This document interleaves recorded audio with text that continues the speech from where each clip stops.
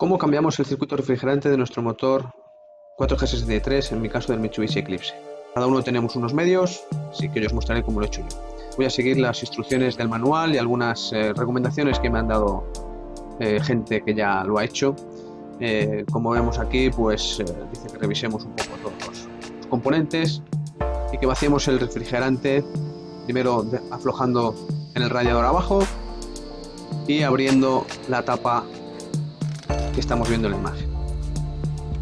Después, para vaciar lo que sería todo lo que hay dentro, queda dentro del motor, porque no se vacía todo por el radiador, os recomienda que quitemos esa tapa que hay por detrás del motor, pero es muy difícil acceso y además podría ser que estuviera dañada, así que lo que me han recomendado es vaciar lo que queda dentro del motor, pues por el hueco de la caja del termostato. Para eso pues voy a desmontar, para tener un acceso más cómodo, toda la parte del tubo del filtro del aire, el tubo del caudalímetro, desmontando toda esta parte, sus tubos, como se ve en la imagen y tal.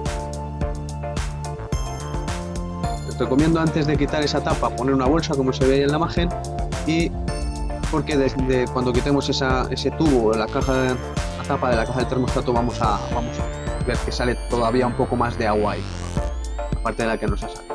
Una vez desmontado la caja del termostato, pues hay dos métodos para sacarlo. Uno, absorbiendo el agua con un tubito como se ve en la imagen, quita bastante pero no quita del todo, y otro, soplando aire a presión. Yo, como no tengo otro medio, pues lo hago a pulmón, sacando todo el agua que queda dentro.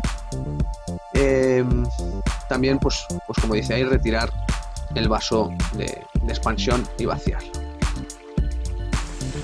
Para la limpieza, una vez que lo tenemos todo vacío, primero, pues por ejemplo, con una manguera de jabón, tanto en el vaso de expansión como hacia el motor, con todo abierto, para que vayan circulando, y también hacia el radiador durante un rato, y todo el agua fuera, ya que solo agua no hay problema.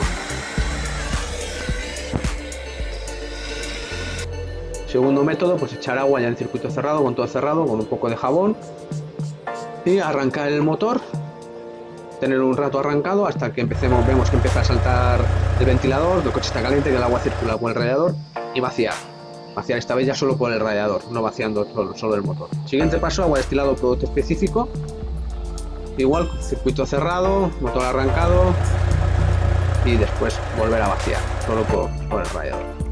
El último paso sería volver a vaciarlo del todo, como dicen las instrucciones, bien vacío el motor, y ahora ya vamos a instalar el anticongelante, el refrigerante, el bueno.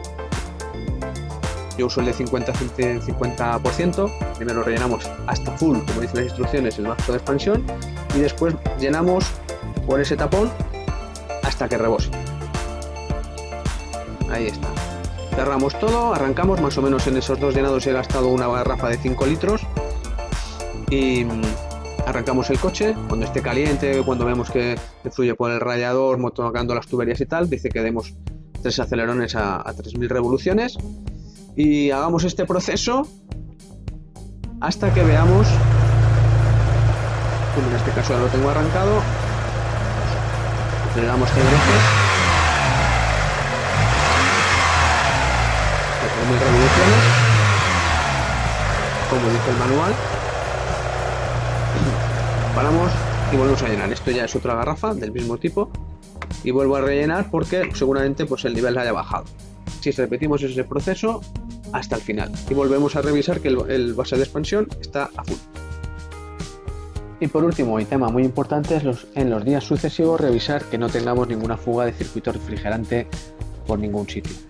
Yo, por ejemplo, tenía una fuga por el tapón del radiador, debido a que probablemente no se tocaba desde hacía mucho tiempo, y como truquillo pues le puse un poquito de teflón para que no perdiera. Con este tema solucionado y terminado.